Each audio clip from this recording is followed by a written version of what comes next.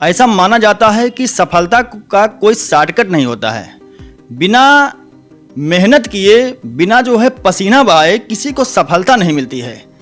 आज न्यूज़ 524 के स्टूडियो में एक ऐसे युवा मौजूद हैं जिन्होंने अपनी मेहनत के बल पर आज ऐसा मुकाम हासिल किया है कि आने वाले पीढ़ी, जो आने वाले युवा हैं, उनको एक संदेश जाएगा। तो भैया, सबसे पहले आपका न्यूज़ 524 में बहुत बहुत स्वागत है।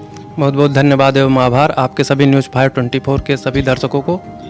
तो सबसे पहले आप अपना परिचय दीजिएगा। मेरा नाम अखिल तिवारी है और मैं पास के ग्राम शिवगढ़ का निवासी हूँ। और मैंने अपनी स्कूलिंग हाई स्कूल और इंटरमीडिएट पास के ही एक स्कूल बलदेव प्रसाद मेमोरियल इंटर कॉलेज से किया। उसके बाद मैंने बीएससी एग्रीकल्चर किया है। इसके बाद मैंने बीटीसी किया और उसके बाद मैंने लॉ भी किया है। मैं लॉ ग्रेजुएट हूँ और तत्पश्चात मैं अधिवक्ता के रूप में लखनऊ उच्च न्यायालय में कार्यरत था। और इसके पश्चात चूँकि मैं लगातार प्रतियोगी परीक्षाओं की तैयारियां कर रहा था और उत्तर प्रदेश अधीनस्थ सेवा चयन आयोग की परीक्षा राजस्व लेखपाल में मेरा अंतिम चयन हो गया है, आप सबके सहयोग और आशीर्वाद से। चलिए ठीक है, तो सबसे पहले आपका लेखपाल की नौकरी पाने के लिए शुभकामनाएं। बहुत बहुत धन्यवाद आपका और आपके सभी दर्शकों का। चलिए ठीक है, तो हम पहले अब इसकी थोड़ा जो शुरुआत करते हैं आपसे वार्ता का।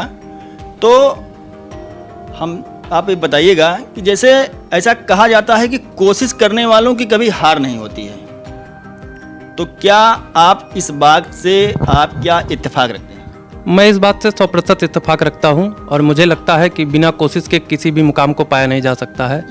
किसी भी प्रकार की आपको सफलता चाहिए तो आपको निरंतरता, और आप सफलता का कोई शॉर्टकट ऐसे कोई व्यवस्था नहीं है। आप निरंतर मेहनत करेंगे और आप लगन से धैर्य बनाए रखेंगे और एक लगातार आप तैयारी को अपने एक लक्ष्य के साथ अगर तैयारी करेंगे तो आपको सफलता निरंतर अगर मेहनत करेंगे तो आपको मिलेगी ही, और इसमें कोई शॉर्टकट नहीं है।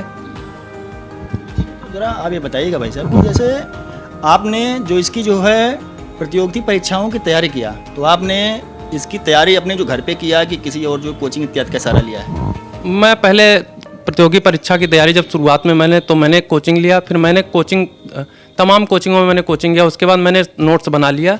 उसके बाद मैंने राजस्व लेखपाल, चूँकि बीच में लॉकडाउन का एक पीरियड आ गया, तो उसके बाद मैंने जो है लॉकडाउन के समय में जो है मैंने कोचिंगों को छोड़ा। उसके बाद मैंने अपने सेल्फ नोट्स से तैयारी करके, और राजस्व लेखपाल परीक्षा के लिए मैंने किसी प्रकार की कोचिंग इत्यादि का कोई सहारा नहीं लिया है। मेरा चयन स्वयं सेल्फ स्टडी के द्वारा हुआ है।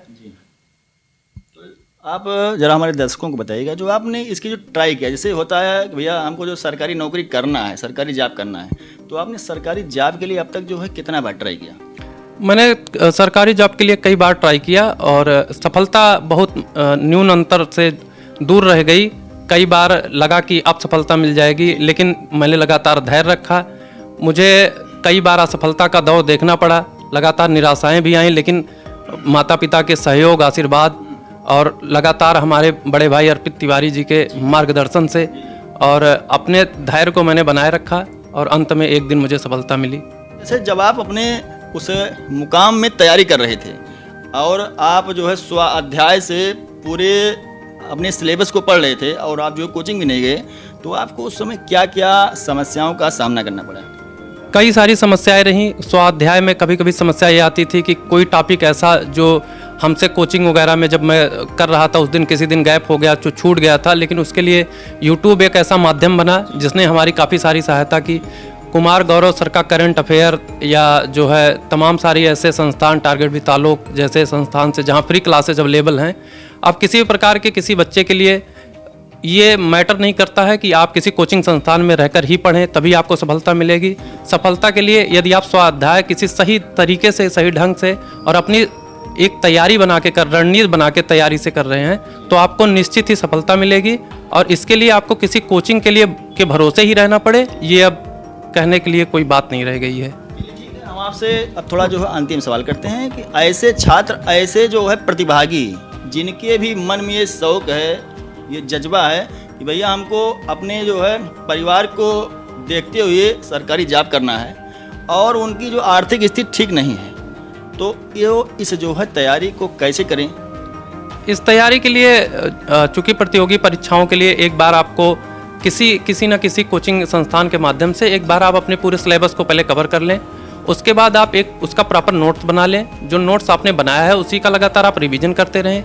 जो परीक्षाएं दैनिक रूप से आप जिन परीक्षाओं की तैयारी कर रहे हैं उसमें आप डेली टू डेली आप क्या रूटीन फॉलो कर रहे हैं, ये सबसे ज़्यादा मैटर करता है। आप एक रूटीन से आप रेगुलर स्टडी करते रहें, आप उसमें गैप ना दें। सबसे ज़्यादा जरूरी चीज़ है निरंतरता और धैर्य।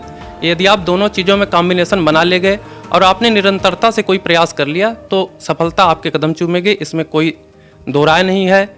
और मैंने भी काफ़ी सारे संघर्षों को झेला। तकरीबन 6 वर्ष की मेरी संघर्षों भरी यात्रा रही। अंतिम में चूँकि निरंतरता मेरे पास थी और मैंने धैर्य बनाए रखा तो इसीलिए मुझे सफलता मिली। तो जो आज के जो है नौजवान हैं, आप उनको अपना क्या एक जो संदेश देना चाहेंगे? मैं यही संदेश देना चाहूँगा कि सफलता का कोई शॉर्टकट नहीं होता है। यदि आप परिश्रम से, मेहनत से और धैर्य लगन से भागेंगे तो सफलता आपसे दूर हो जाएगी। इसीलिए आप निरंतर धैर्य बनाए रखें, लगातार कठिन परिश्रम करें। आप ये बिल्कुल ना सोचें कि एक असफलता ये सिद्ध कर देती है कि आप अपने जीवन में सफल नहीं हो सकते। आप निरंतर अगर प्रयास करेंगे तो आप एक दिन सफल जरूर होंगे।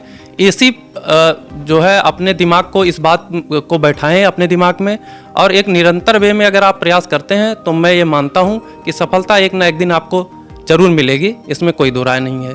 ठीक है, आपका बहुत बहुत धन्यवाद। आप यहाँ पे न्यूज़ 524 के स्टूडियो में आए और आपने अपने बात के द्वारा जो इस समय नौजवान हैं, जो जिनके अंदर जो है छोटा सा 1-2 बार वो जो है ट्राई करते हैं, प्रयास करते हैं और डीमोटिवेट हो जाते हैं, वो आपके द्वारा उनको अंदर एक जो है ऊर्जा मिली होगी। तो आपका फिर एक बार दोबारा बहुत बहुत धन्यवाद और एक लेखपाल की सरकारी जॉब पाने के लिए बहुत बहुत आपको शुभकामनाएं।